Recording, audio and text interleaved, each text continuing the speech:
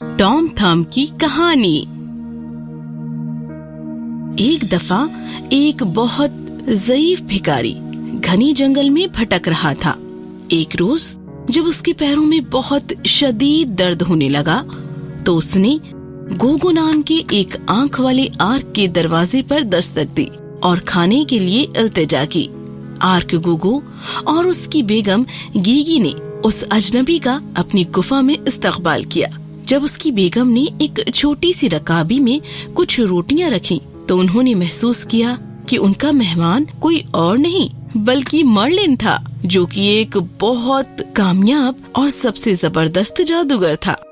आलीशान जादूगर मर्लिन, मेहरबानी करके छोटी सी कोशिश कबूल करें। आप दोनों बेहद नरम दिल और सच्चे हैं। मैं खुश हूँ, लिहाजा मैं आपकी ख्वाहिश के मुताबिक आपको कुछ पेश करना चाहता हूँ। उसने 2 बार अपनी उंगलियों से चुटकियां बजाईं और उसके सर के ऊपर बुलबुले नजर आने लगे जिनमें तस्वीरें थीं।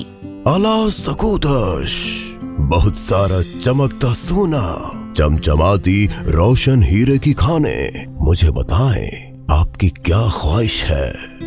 ओह, अगर मेरे एक बेटा होता तो मैं दुनिया की सबसे खुशहाल इंसान होती, फिर चाहे वो मेरे शौहर के अंगूठे से भी बड़ा नहीं होता तो भी मुझे बेहद इत्मीनान होता। गीगी ने अपने अंगूठे को बहुत ही उम्मीद के साथ देखा।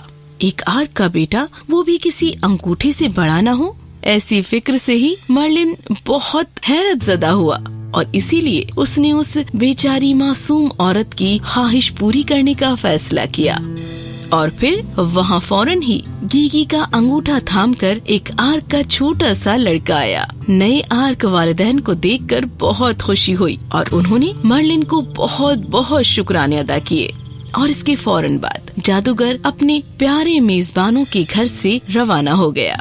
टॉम कभी भी अपने वालिद के अंगूठे से बड़ा नहीं हुआ, इसीलिए हर कोई उसे अंगूठा टॉम कहता था। गोगो और गीगी ने अपने छोटे बेटे को खोने के डर से अपनी नजरों से कभी भी ओझल नहीं होने दिया। उसके रहने के लिए एक छोटा सा खिलौनों का सा घर तैयार किया और जैसे जैसे वो बड़ा हो रहा था वो बहुत ज्यादा शातिर चालाक लड़का बना। एक दिन गोगो जंगल में लकड़ी काटने के लिए तैयार हो रहा था। उसने अपने आप से कहा, काश हमारे करीब कोई तांगा चलाने वाला होता।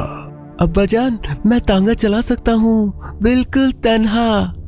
गोगो हंसा और उसने जवाब दिया, बेहतर है, कोशिश तो कर ही सकते हैं। जब वक्त आया, टॉम ने अपनी माँ से घोड़े को गाड़ी से जोड़ने के लिए कहा और फिर वो घोड़े के कान में जाकर बैठ गया और उसे रास्ता बताने लगा।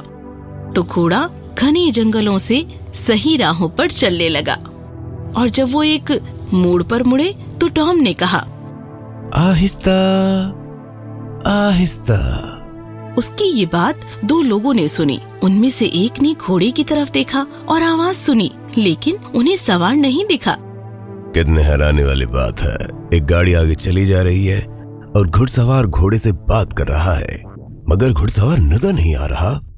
उन्होंने बहुत फिक्रमंदी से गाड़ी का पीछा करना शुरू कर दिया और उन्हें हैरानी हुई कि ये कैसा अजीब और गरीब जादू है। गाड़ी सीधे जंगल में चली गई, ठीक उसी जगह पर जहाँ गोगो काम कर रहा था।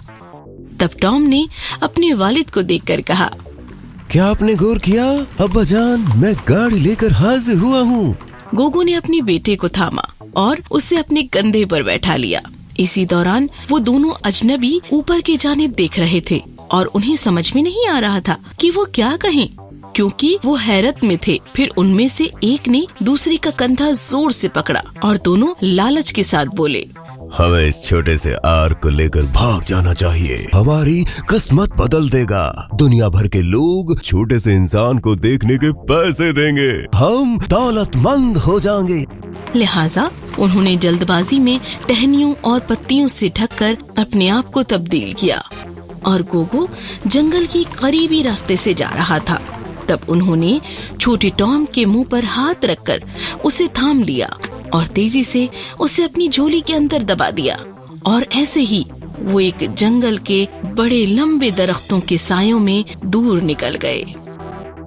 अब्बा जान मेरी मदद कीजिए, मदद कीजिए। टॉम सदाएं लगा रहा था, लेकिन कोई भी उसे नहीं सुन सकता था। दो अजनबी अगवागरों ने शाम होने तक अपना सफर जारी रखा और टॉम अपनी आवाज में तेजी के साथ उनसे दरियाफ्त करने लगा।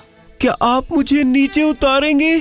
मुझे बाथरूम के लिए जाना है। तुम हमें बेवकूफ मत बनाओ शातिर बच्चे, हमें मालूम है कि तुम भागना चाहते हो ना। नहीं जनाब, अगर आपको मुझ पर शक है तो आप मुझे डोरे से काट दीजिए। वो उस लड़के को एक धागे से बांधने के लिए राजी हो गए। एक छोर टॉम को बांधा और दूसरा उस आदमी के हाथ से बंधा था। उन्होंने उसे नीचे छोड़ दिया और उसे बाथरूम जाने की इजाजत दी। टॉम बड़े शातिर अंदाज में चूहे के बिल में घुस गया और अपने मजबूत दांतों से उस धागे को काट दिया। आदमियों ने बिल में डंडियां डाली, लेकिन ये सब तो बेकार था, क्योंकि टॉम बिल में रेंगकर अंदर की जानिब चला गया। जैसे जैसे अंधेरा होता गया, वो बेचारे परेशान होने लगे और हार मानने पर मजबूर हो गए।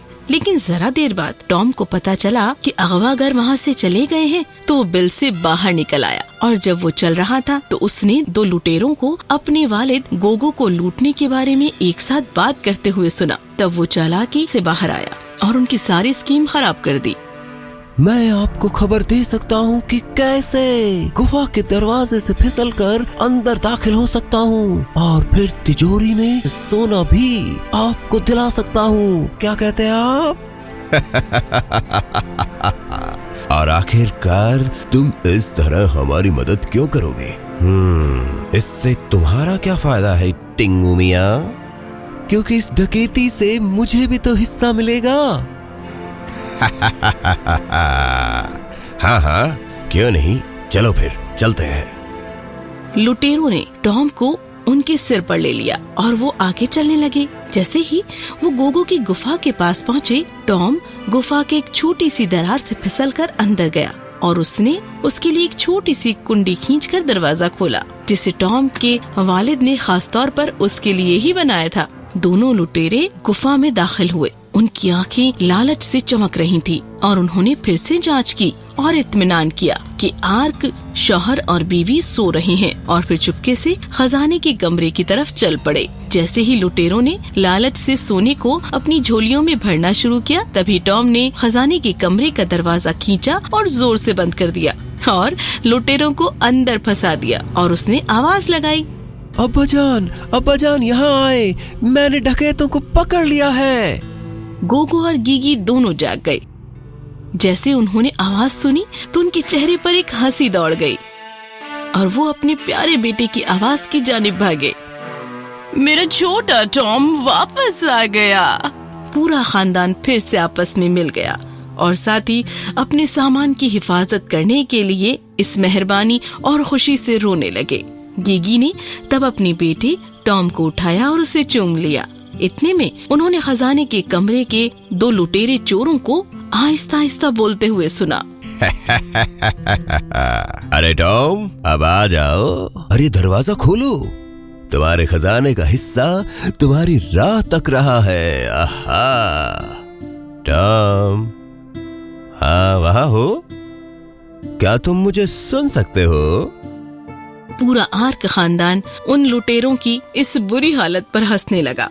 गोगो उन्हें सबक सिखाने के लिए गया और उन्हें बहुत जोर से पीटा। इतने में टॉम ने लुटेरों को अपनी जान के डर से रोते हुए सुना। जब गोगो आखिर में खजाने के कमरे से बाहर आया तो दोनों लुटेरे उसकी जबरदस्त मुट्ठी में उल्टे लटके हुए थे और टॉम को फख्र महसूस हुआ कि वो इतने अच्छे और आला वालिदैन की औलाद है। हम तुम्हारे साथ बिल्कुल वैसा ही बर्ताव पेश करेंगे जिस तरह आर्क के साथ पेश करते हैं। मुझे तुम पर फख्र है मेरे बेटे। कहानी समाप्त। If you enjoyed this story, please like and subscribe our channel and press the bell icon to get future updates. And don't forget to comment.